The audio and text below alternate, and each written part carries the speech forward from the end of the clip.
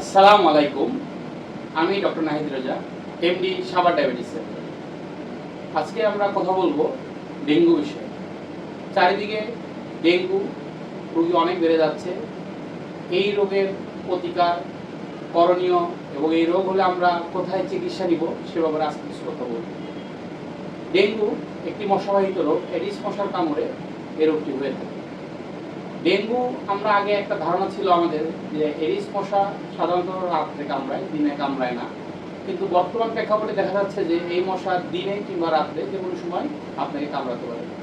মশার আকারে সাইজ ছোট হওয়ার কারণে আমরা অত সচেতনভাবে এটা লক্ষ্য রাখতে পারি না যে কখন আমাদের এই মশাটা কামড়াবে।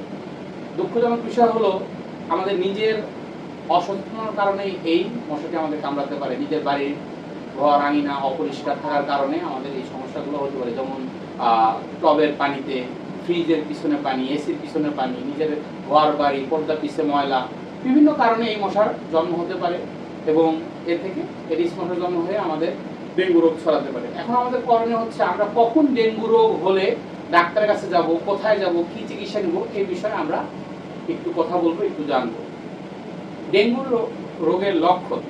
ডেঙ্গু হলে আমাদের প্রথমত প্রচুর মাথা ব্যথা, তীব্র মাথা ব্যথা থাকবে, বিভিন্ন মাংসপেশিতে ব্যথা হবে, তীব্র জ্বর প্রথম 4 থেকে 5 দিন আমাদের তীব্র জ্বর থাকতে পারে, কারণ 2 দিন থাকে, 3 দিন থাকে।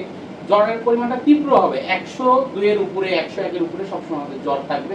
এই জ্বরটা আমাদের জ্বরের কারণে আমাদের মাথা ব্যথা হবে, শরীরে র্যাশ উঠতে পারে, লাল র্যাশ উঠতে পারে, আমাদের মাংসপেশিতে ব্যথা হতে পারে, আমাদের চোখের পিছনে ব্যথা হতে পারে, আমাদের হাত পা দুর্বল হয়ে আসতে পারে, আমাদের প্রচুর টায়ার্ডনেস ফিল করতে পারি আমরা।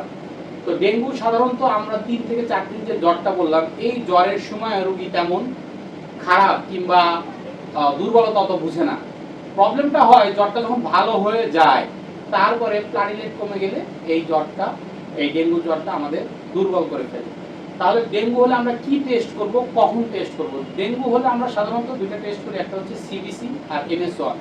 NS1টা আমরা করব জ্বরের প্রথম দিন থেকে 3 অথবা 4 দিনের মধ্যে আমরা NS1টা করব। জ্বর যদি 4 দিনের বেশি হয়ে যায়, 4 দিন থেকে 8ম দিনের মধ্যে আমরা IgM করব। এটা আমরা কোথায় করব? আমরা নিকটস্থ যে কোনো ডায়াগনস্টিক সেন্টার, হসপিটালে যে এই পরীক্ষাটা করব। ডেঙ্গু হলে আমাদের কি করণীয়, কখন আমরা কি ওষুধ খেতে পারবো, কখন আমাদের ডাক্তারের কাছে যেতে হবে? প্রথম কথা হচ্ছে ডেঙ্গু হলে আপনি কোনো ব্যথার ওষুধ খাবেন না, কোনো অ্যান্টিবায়োটিক খাবেন না, শুধু প্যারাসিটামল ওষুধ ছাড়া। বাজার বিভিন্ন নামে পাওয়া যায়, না পায়, এই ওষুধ ছাড়া অন্য কোনো ওষুধ অ্যান্টিবায়োটিক ডেঙ্গুতে দরকার হয় না। একমাত্র ওষুধ হচ্ছে ডেঙ্গুর আপনার যতটুকু তরল খাবার, লিকুইড খাবার খেতে পারবেন, এটা হচ্ছে প্রধান ওষুধ। আমরা লিকুইড কতটুকু খাবো? আমরা একজন প্রাপ্তবয়স্ক, একজন অ্যাডাল্টের জন্য 3 থেকে 4 লিটার পানি।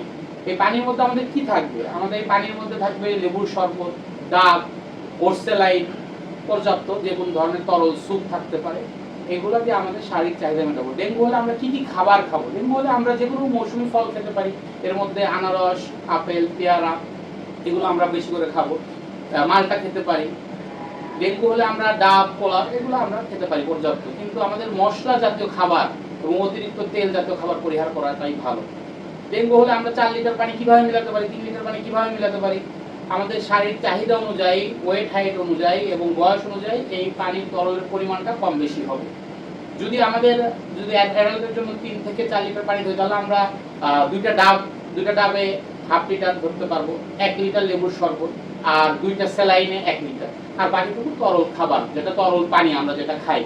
এইভাবে আমরা ডেঙ্গুর জন্য আমরা লিকুইডটা আমাদের শরীরের চাহিদা অনুযায়ী আমরা পূরণ করতে পারি।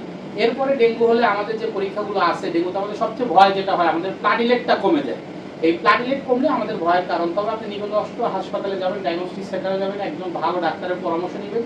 ডেঙ্গুতে ভয়ের কারণে প্রথম পর্যায়ে হসপিটালে ভর্তি হতে হয় না। তো প্যানিক হওয়ার কোনো দরকার নেই। ডেঙ্গু হলে সচেতন হন, সতর্ক থাকুন, ভালো ডাক্তারের পরামর্শ নিন।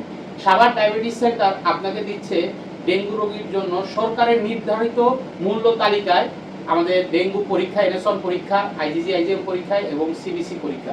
এখানে বিশেষজ্ঞ চিকিৎসক দ্বারা ডেঙ্গু রোগীর চিকিৎসা করা হয়। আপনারা সাভার ডায়াবেটিস সেন্টারে এসে ডেঙ্গু রোগীর চিকিৎসা করাতে পারেন এবং টেস্ট করাতে পারেন। আপনারা সচেতন থাকবেন, সুস্থ থাকবেন, ভালো থাকবেন। আসসালামু আলাইকুম।